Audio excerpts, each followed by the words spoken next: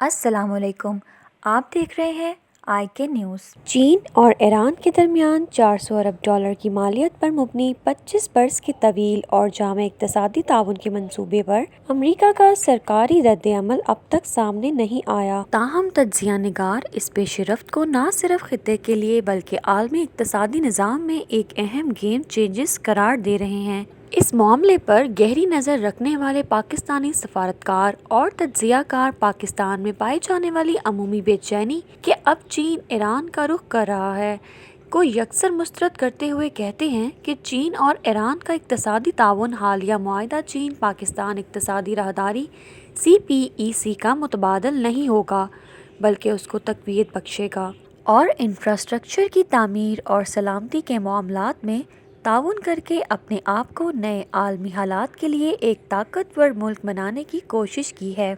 لیکن ایسا کرنے کی صورت میں جہاں ایک جانب وہ امریکہ کے نئے عتاب کا شکار بھی بن سکتا ہے، وہیں دوسری طرف ممکن ہے کہ یہ معاہدہ اسے امریکہ کی مسلسل پابندیوں کی تکلیف سے نجات بھی دلا دے۔ امریکہ کی کافی عرصے سے ایران پر عائد پابندیاں ہی اسے چین کے اتنا قریب لے آئی ہیں کہ وہ اپنا تیل عالمی نرخوں سے قدرے کم قیمت پر چین کو اس لیے فروخت کرنے کے لیے تیار ہو گیا ہے تاکہ اس کے تیل کی فروخت کسی رکاوٹ کے بغیر جاری رہ سکے اور اسے قومی دولت میں ایک قابل اعتماد آمدن کا ذریعہ حاصل ہو سکے۔ ماہرین کہتے ہیں کہ اس معاہدے کی دستاویزات تو ابھی سامنے نہیں آئی ہیں، لیکن جو تفصیلات معلوم ہیں ان کے مطابق اگلے 25 برسوں میں ایران کی خستہ حال معیشت میں 400 ارب ڈالر کی مالیت کے منصوبے اقتصادی استحکام لانے میں اس کی کافی مدد دے سکتے ہیں۔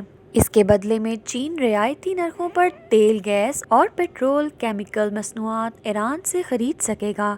اس کے علاوہ بیجنگ ایران کے مالی، ٹرانسپورٹ اور ٹیلی مواصلات کے شعبوں میں بھی سرمایہ کاری کرنے جا رہا ہے۔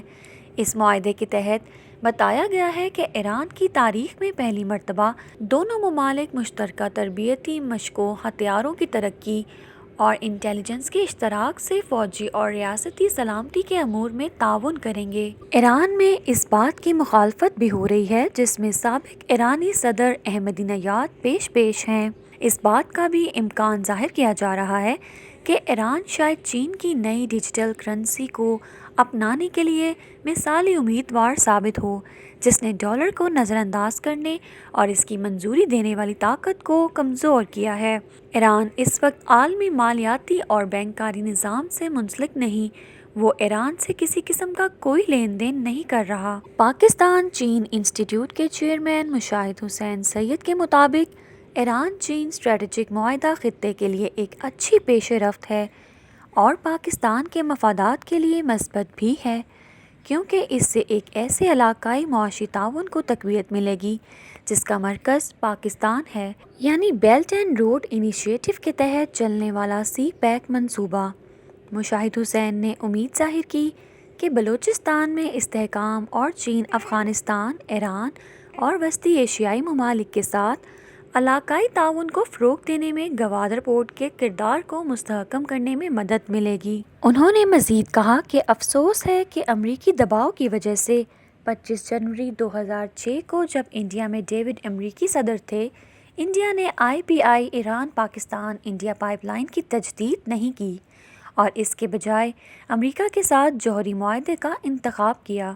انڈیا نے اس وقت IPI کے حامی وزیر شنکر کو ہٹا دیا تھا۔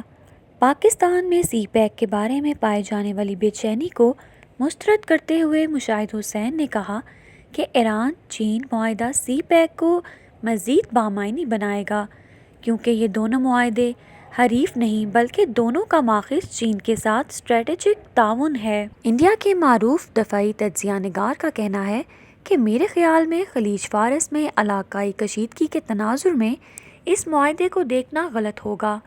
چین ہمیشہ ایران اور سعودی مسابقت میں کسی کی حمایت یا مخالفت سے گریز کرتا رہا ہے۔ خلیج فارس میں چین کی بڑھتی ہوئی موجودگی کی بنیادی وجہ اس کے اقتصادی معاملات ہیں۔ مینشننگ ایران کے مالی، ٹرانسپورٹ اور ٹیلی مواصلات کے شعبوں میں بھی سرمایہ کاری کرنے جا رہا ہے۔ وہ کہتے ہیں کہ سعودی عرب اور چین نے بھی 1 سال قبل کافی بڑے اقتصادی معاہدوں پر دستخط کیے تھے، تاہم ایران کے ساتھ چین کے اس تازہ معاہدے کی اہم بات یہ ہے کہ اس سے یہ معلوم ہوتا ہے کہ امریکی پابندیوں نے تہران کو تنہا کرنے کی بجائے اسے چینی کیمپ میں مزید مضبوطی سے آگے بڑھایا ہے۔ اس وجہ سے اس معاہدے کی اہمیت صرف خطے کے لیے ہی اہم نہیں بلکہ یہ عالمی طاقت سے مقابلے کی بھی ایک تیاری نظر آتی ہے۔